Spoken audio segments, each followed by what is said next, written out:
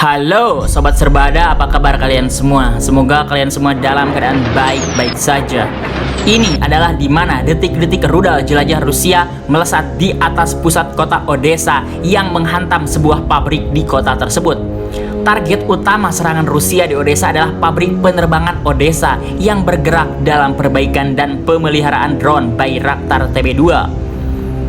Jelas Rusia sangat cermat dan juga pintar. Mereka tahu drone Bayraktar TB2 ini sangat menyulitkan pasukan mereka, di mana sebelumnya juga ada dua kapal kelas Raptor mereka yang berhasil digosongkan oleh pasukan Ukraina di Laut Hitam, dan jelas itu sangat merugikan mereka. Maka dari itu mereka mengutamakan serangan mereka kepada drone Bayraktar TB2 ini. Kementerian Pertahanan Rusia juga membagikan video rekaman kerja tempur perhitungan kendaraan udara tak berawak dan beberapa sistem peluncuran roket Grad. Operator UAV Orlan 10 selama pengintaian udara menemukan benteng AFU dan mengirimkan koordinat target ke unit artileri. Dan juga kru tempur MLRS menimbulkan kerusakan akibat kebakaran pada fasilitas militer, peralatan, dan tenaga musuh.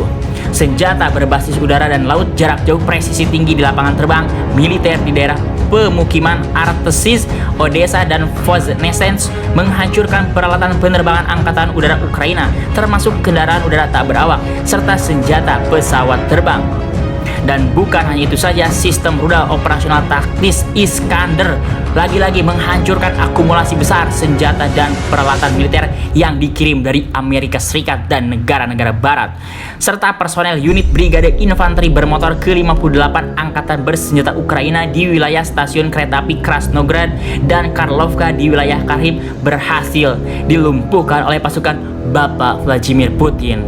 Aduh, lagi-lagi suplai dari senjata dari negara barat berhasil dicegat atau berhasil direbut oleh pasukan Bapak Putin ini. Kan PP gitu kan, lagi semangat banget kayaknya nih. Rudal peluncuran udara presisi tinggi dari pasukan dirgantara Rusia menghantam 42 area konsentrasi tenaga kerja dan peralatan militer Ukraina di area pemukiman Volcheyarovka, Republik Rakyat Luhansk, serta dua depot amunisi di area pemukiman Seversk, Republik Rakyat Donetsk. Jelas rudal presisi tinggi Bapak Vladimir Putin bukan kaleng-kaleng, sekali tembak rungkat. Dan menurut para ahli barat melaporkan bahwa pasukan Rusia hampir sepenuhnya mengepung angkatan bersenjata Ukraina di Severodonetsk. Dan bukan hanya itu saja, situasi Ukraina jauh lebih buruk daripada yang diyakini di barat. Kebenaran pahit adalah Putin dapat memenangkan perang, kata Markus Reisner, ahli strategi militer top Austria. Serta Svetlichnoe di bawah kendali penuh pejuang milisi LPR. Satu persatu wilayah Ukraina direbut oleh para pejuang LPR yang di backup Rusia. Dan juga di Mariupol dan Popasna yang merupakan benteng terkuat milik Ukraina dan sekarang jatuh dan sepenuhnya dikendalikan penuh oleh Rusia. Pasukan Rusia dan LPR menguasai Popasnaya. Semakin hari semakin banyak kota-kota yang jatuh ke tangan pasukan Rusia ini. Apakah ini mendekati akhir-akhir perang dan Rusia akan menjatuhkan Kiev dan menjadi pemenangnya dalam war kali ini? Walaupun Bapak Putin juga ngomong kan ini nggak ada yang menang ya kan, nggak ada yang menang cuman gosong gitu kan. Maaf. Jalan-jalan utama dan distrik pusat kota telah sepenuhnya dibersihkan. Di sana terlihat pasukan Federasi Rusia, LPR bersama dengan pasukan Chechnya berhasil mengamankan kota Popasnaya. Dari wilayah LPR mengumumkan keberhasilan kedatangan rudal Rusia ke gedung sekolah desa Belgorovka di distrik Popasnyansky. Pada saat ini 30 tentara Ukraina demilitarisasi telah digali dari bawah puing-puing alias tereliminasi. Nampaknya pasukan LPR berhasil mengeliminasi pasukan Ukraina di wilayah ini. Dan lagi-lagi suplai senjata yang diberikan negara barat kembali bisa direbut oleh pihak Rusia, seperti rudal Brimstone milik Inggris yang jatuh ke tangan tentara Rusia di wilayah Zaporozhye. Pak Boris Johnson gimana nih Pak? Aduh, senjatanya lagi-lagi di giveaway nih Pak. Maaf. Rambut gimana? Rambut aman rambut? Tidak berhenti di situ saja, penerbangan operasional taktis dan tentara menghantam 26 fasilitas militer Ukraina pada siang hari. Di antaranya 2 titik kontrol, 21 area konsentrasi personel dan peralatan militer, 2 depot amunisi dan baterai artileri dalam posisi menembak.